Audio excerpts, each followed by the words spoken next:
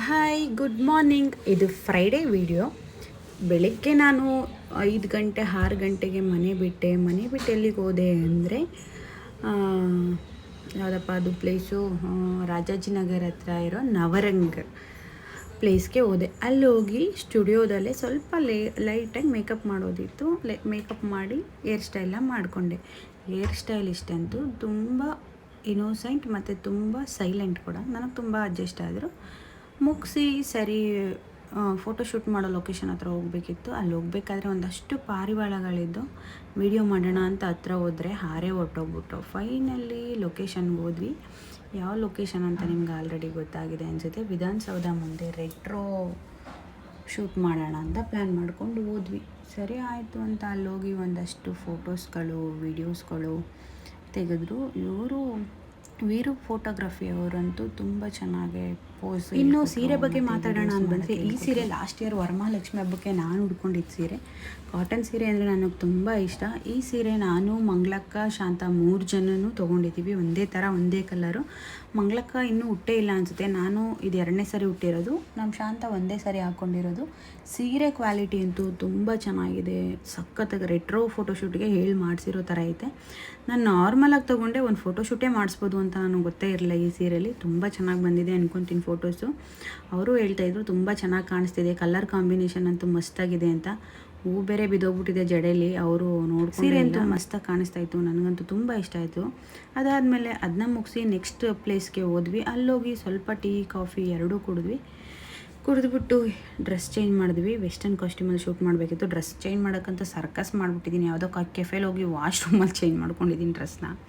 ಅದಾದಮೇಲೆ ಸ್ವಲ್ಪ curly hair ಮಾಡಿಸೋಣ ಅಂತ ಹೇಳಿ ಅಲ್ಲೇ ಕೆಫೆಲ್ಲೇ ಕೂತ್ಕೊಂಡು ಕರ್ಲಿ ಹೇರ್ನ ಮಾಡಿಸ್ತಾಯಿದ್ದೆ. ಈ ಡ್ರೆಸ್ನು ನಾನು ತೊಗೊಂಡು ಆಲ್ರೆಡಿ ಒಂದು ಜಾನಲ್ಲಿ ತೊಗೊಂಡಿದ್ದು ನ್ಯೂ ಇಯರ್ ಟೈಮಲ್ಲಿ. ಇದು ಏನಕ್ಕೆ ತೊಗೊಂಡೆ ಅಂದರೆ ತುಂಬ ಇಷ್ಟ ಆಯಿತು ಅಂತ ತೊಗೊಂಡಿದ್ದು. ಆ್ಯಕ್ಚುಲಿ ಯೂಸೇ ಮಾಡಿರಲಿಲ್ಲ, ಫೋಟೋಶೂಟ್ಗೆ ಯೂಸ್ ಮಾಡಬೇಕು ಅಂತ ಎತ್ತಿಟ್ಟಿದೆ. ಫೈನಲಿ ಫೋಟೋಶೂಟ್ ಮಾಡಿಸೋ ದಿನ ಬಂತು ಅಂದ್ಬಿಟ್ಟು ಶೂಟ್ ಮಾಡಿಸೋಣ ಅಂತ ಹಾಕ್ಕೊಂಡೆ. ಕ್ಯಾಮ್ರಲ್ಲಂತೂ ಡ್ರೆಸ್ಸು ಸಖತ್ತಾಗಿ ಕಾಣಿಸ್ತಾ ಇತ್ತು. ವೆದರ್ಗೂ ಅಲ್ಲಿದ್ದ ಬ್ಯಾಕ್ಗ್ರೌಂಡ್ಗೂ ಫೋಟೋಸ್ ಅಂತೂ ತುಂಬ ಚೆನ್ನಾಗಿ ಬಂದಿದೆ ಅನ್ಕೋತೀನಿ. ನಾನಂತೂ ತುಂಬ ಕ್ಯೂರಿಯಾಸಿಟಿಯಿಂದ ಕಾಯ್ತಾ ಇದ್ದೀನಿ. ಅವ್ರು ನೋಡಿದ್ರೆ ಫೋಟೋಸೇ ಕೊಟ್ಟಿಲ್ಲ. ಅಲ್ಲಂತೂ ತುಂಬ ಚೆನ್ನಾಗಿ ಫೋಟೋಸ್ಗಳನ್ನ ತೆಗೆದ್ರು ಮತ್ತು ಪೋಸ್ಗಳೆಲ್ಲ ಅವರೇ ಹೇಳ್ಕೊಟ್ರು. ನಾನು ಒಂದು ಪೋಸ್ನೂ ಕೂಡ ಮಾಡಿಲ್ಲ. ಯಾಕೆ ಅಂತ ನನಗೂ ಗೊತ್ತಿಲ್ಲ. ಅವ್ರು ಹೇಳಿದ್ದೇ ಮಾಡೋಣ ಅಂತ ಫಿಕ್ಸ್ ಆಗೇ ಹೋಗಿದ್ದೆ ನಾನು. ಸೊ ಹಾಗಾಗಿ ಅವ್ರು ಹೇಳಿದ್ದೇ ಮಾಡಿದೆ. ಚೆನ್ನಾಗಿತ್ತು. ಈ ಸೈಡ್ ನಾನು ಹೋಗೇ ಇರಲಿಲ್ಲ. ನೋಡಿದೆ ಅಲ್ವಾ, ನಾನು ಹೇಳಿದ್ದೀನಿ ವಿಡಿಯೋ ಮಾಡೋಕ್ಕೆ ಹೋಗೋಣ ಇನ್ನೊಂದು ದಿನ ನಾರ್ಮಲಾಗಿ ಅಂತ. ತುಂಬ ಒಳ್ಳೆ ಮೂವಿ ಶೂಟ್ ಇದ್ದಂಗಿತ್ತು. ಅಷ್ಟು ಚೆನ್ನಾಗಿ ಬಂದಿರುತ್ತೆ ವೀಡಿಯೋಸು ಅಂತ ನನಗೆ ಗೊತ್ತು. ಅದಾದಮೇಲೆ ಒಂದು ತುಂಬ ಸುಸ್ತಾಗ್ಬಿಟ್ಟಿತ್ತಪ್ಪ ನನಗಂತೂ. ಯಾಕಂದರೆ ಬೆಳಗ್ಗೆ ಕಾಫಿನೂ ಕುಡ್ದಿರಲಿಲ್ಲ, ಬೇಗ ಎದ್ದಿದ್ದು, ಮಲಗಿದ್ದು ಲೇಟು.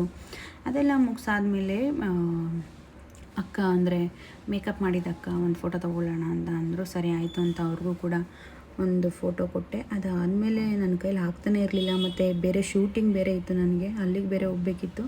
ನಾನು ಅವ್ರಿಗೆ ಹೇಳ್ತಾನೆ ಇದ್ದೆ ಬೇಗ ಹೋಗೋಣ ಅಂತ. ಅವ್ರು ಹೇಳ್ತಾಯಿದ್ರು ಇಷ್ಟೊಂದು ಅರ್ಜೆಂಟ್ ಮಾಡಿದ್ರೆ ಹೆಂಗೆ ಅಂತ. ಆದರೆ ನನಗೆ ಟೈಮ್ ಇಲ್ಲದೆ ಇರೋ ಕಾರಣ ಬೇಗ ಹೋಗಲೇಬೇಕಿತ್ತು.